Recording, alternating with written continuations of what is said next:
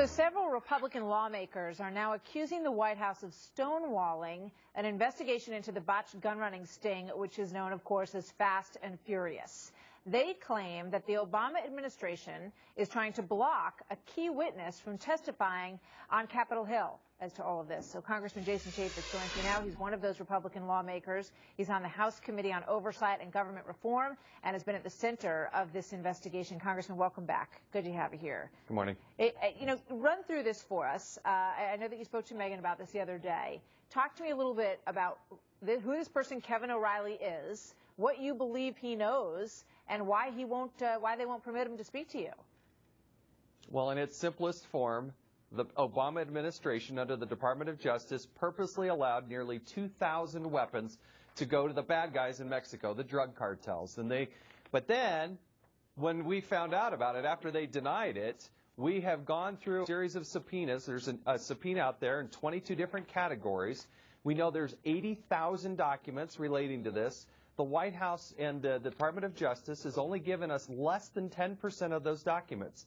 But within those documents, what you find is a communication from an ATF agent in Phoenix right directly to the White House, somebody who was there, Mr. O'Reilly, who was there in the White House. And we know that that information is there, and now we want to talk to this gentleman. And the personal attorney for this gentleman, who's now serving in Iraq, has said that he will speak to the committee under oath, allow our investigators to communicate with them, but the White House, and only the White House, is denying our ability during this investigation to talk to this gentleman. Why was he involved? What was involved? If it's simple and innocent enough, then why the hesitation from the White House to allow us to speak to him? Yeah. I think they're being obstructionists. They're not providing the documents, and they're not providing us access to somebody who knows what was happening when it was happening. Well, we know that Eric Holder has said that he would, sort of go along with eliminating the position or the jobs of anybody who may have been wrong in this operation, but that he won't do that until the investigation is complete. And I know that you all have basically accused them of dragging their feet until this thing goes away or until after the election, perhaps maybe some of the timing involved. Let's take a look at the letter that sort of outlines some of the concerns that you have in the emails that were transmitted. It says, Newell stated, "You didn't get these from me." And then another email shows Newell's intent to circumvent his leadership structure in talking to O'Reilly. Just want ATF headquarters to find out, especially since this is what they should be doing, briefing you. It seems that he was reaching out. He wanted to make sure that the White House understood that there were agents who were very much against this program and wanted it stopped.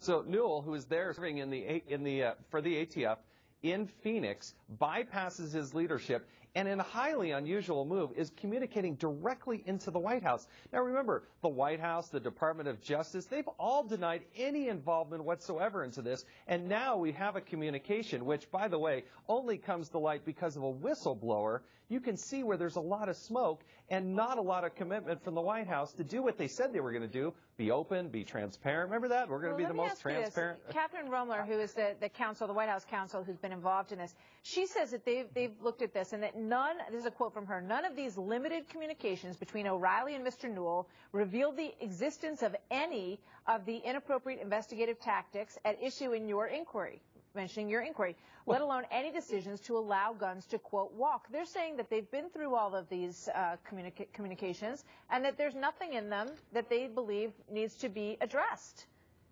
Well, that's why the committee, the Congress, wants to look at these. And we have issued a subpoena. Chairman Issa is doing a fabulous job, being more than patient.